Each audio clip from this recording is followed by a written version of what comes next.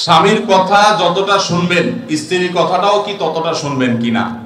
দেখুন, পৃথিবীতে ফ্যামিলি ব্যবস্থাপনা ইসলামে একটা আছে, আর এর বাইরে পশ্চিমাদের আরেকটা আছে।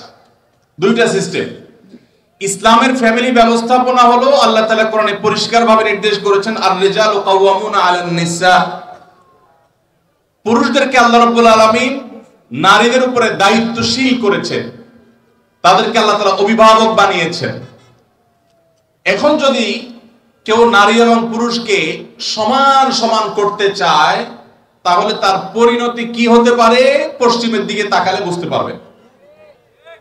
ভাইরা আমার, একটা ছোট্ট মুদি দোকানও যদি আপনি চালাইতে হয়, একজন মালিক আর একজন শ্রমিক বা কর্মচারী থাকা লাগে কি লাগে না? দুইজনই মালিক, সমান সমান শেয়ার, দুজনই দোকানটা পরিচালনা করে, দোকানটা ঠিক মতো চলবে? কারণ সকাল বিকাল গন্ডগোল বাঁধবে, ঠিক না বেঠিক? এভাবে কোন দোকান যদি না চলে, তাহলে একটা সংসার কখনো সুষ্ঠুভাবে চলতে আপনি কাউকে না কাউকে অভিভাবক মানতেই হবে। হ্যাঁ, এর মানে এই না যে অভিভাবক যা খুশি তা করতে পারে, জুলুম করতে পারে, অন্য নির্দেশ দিলেও সে অধিকার আছে, সেটা ইসলাম বলে না, কখনো বলে না। ভাইরা আমার, আজকের পৃথিবী নারীদেরকে সমান অধিকার দিতে বলে, ইসলাম ন্যায্য অধিকার দিতে বলে। ইসলাম কি দিতে বলে?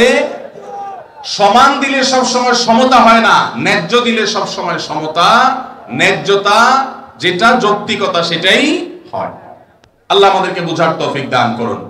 মা বোনরা যদি যৌক্তিক কোন আবদার চাহিদা পেশ করেন, সেটা স্বামী কখনো কখনো শুনতে বাধ্য, যদি সেটা তার অধিকারের বিষয় হয়, আর কখনো কখনো বাধ্য না হলেও স্বামীকে আল্লাহ তাআলা উদ্বুদ্ধ করেছেন। নবী করিম সাল্লাল্লাহু আলাইহি সাল্লাম তার স্ত্রী আমাদের মা আয়েশা রাদিয়াল্লাহু তাআলা আনহাকে খেলা দেখতে নিয়ে গেছেন।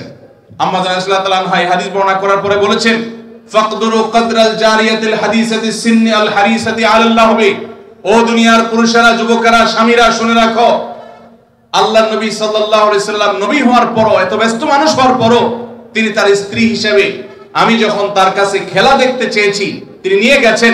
যতক্ষণ পর্যন্ত আমি নিজে বিরক্ত হয়ে উঠে না আসি, ততক্ষণ পর্যন্ত নবী সাল্লাল্লাহু আলাইহি সাল্লাম বসেছিলেন, আমাকে নিয়ে আসেন নাই, বলেন নাই আয়েশা চলো আর কত দেখবে, এটা বলেন নাই।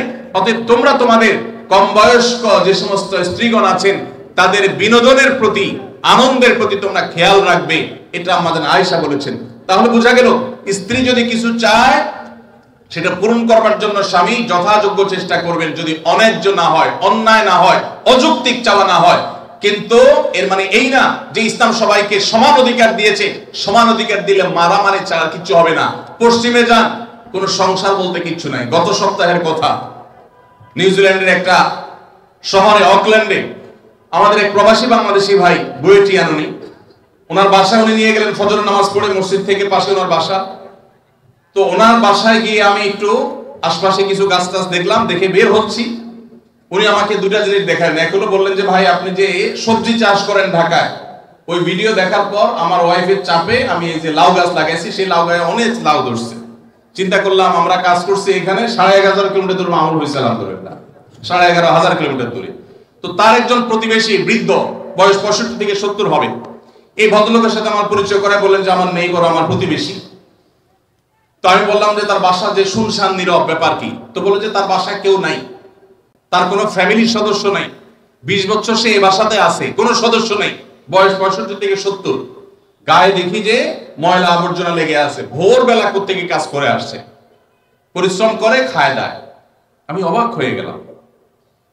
আমাদের দেশে একজন বৃদ্ধ মানুষ 20 বছর ধরে একা একা তিনি উপার্জন করে চলতে হয়, তার দেখভাল করার কেউ নাই। এটা কি কল্পনা করা যায়? আপনি যদি ট্রাভেল করেন সারা দুনিয়াতে, দেখবেন বৃদ্ধ বৃদ্ধ মহিলা 60, 65, 70, 80 বছর একা একা ট্রাভেল করছে, কেউ তাদের সাথে নাই। ইসলাম যে পরিবার ব্যবস্থাপনা রেখেছে, এটার উপরে পোদ্দারি করতে গিয়ে গোটা পৃথিবীর বেশিরভাগ দেশগুলো নিঃস্ব হয়ে গেছে। অতএব আমরা যারা আল্লাহর বিধানের সাথে পাল্লা দিতে যাব, তাদের গোল্লায় যাওয়া ছাড়া কোনো উপায় থাকবে না। মেয়েদেরকে ইসলাম সমান অধিকার দিতে বলে না, কোন কোন ক্ষেত্রে ছেলেদের চাইতে বেশিও দিতে বলে, আবার কোন কোন ক্ষেত্রে কমও দিতে বলে, যেখানে যতটুকু প্রয়োজন ততটুকু। অতএব শেয়ানে শেয়ানে সমানে সমানে যদি নড়তে চান, তো ওদের যে অবস্থা হয়েছে, সংসার ভেঙে গেছে, পরিবার ব্যবস্থা ভেঙে গেছে, সে অবস্থা আমাদের হবে। আমি ওই ভাইকে জিজ্ঞেস করলাম, এই লোকটা ফ্যামিলি ছাড়া কেন থাকে? কারণ কি একা থাকতে ভালো লাগে? তখন তিনি আমাকে বললেন, ভাই সাধে থাকে না, এই জন্য ফ্যামিলি ছাড়া থাকে যে বইয়ের সাথে তো 2 দিনে বেশি 3 দিন বনবে না। নিয়ম হলো, আইন হলো, বেশিরভাগ উন্নত দেশগুলোর আইন একই রকম। 3 বছর যদি বিবাহ লাস্টিং করে, বিচ্ছেদ হলে স্বামীর যা উপার্জন আছে তার অর্ধেক স্ত্রীর যা উপার্জন আছে তার অর্ধেক স্বামী পেয়ে যাবে। এই আইনের কারণে মানুষ বিবাহ করতে চায় না, অবৈধ সম্পর্ক দিয়ে সে কাজ সারে, যার কারণে সন্তান হয় না, জেনারেশনের মধ্যে গ্যাপ তৈরি হয়ে যাচ্ছে। আল্লাহ তাআলা আমাদেরকে ইসলামের মতো সুমহান জীবন বিধান দিয়েছেন, এর চেয়ে যৌক্তিক, এর চেয়ে সুন্দর, এর চেয়ে সুখ, এর চেয়ে দাম্পত্য শান্তি আর কোন সমাজে কল্পনা করা যায় না। আল্লাহ তাআলা শুকর সেজন্য।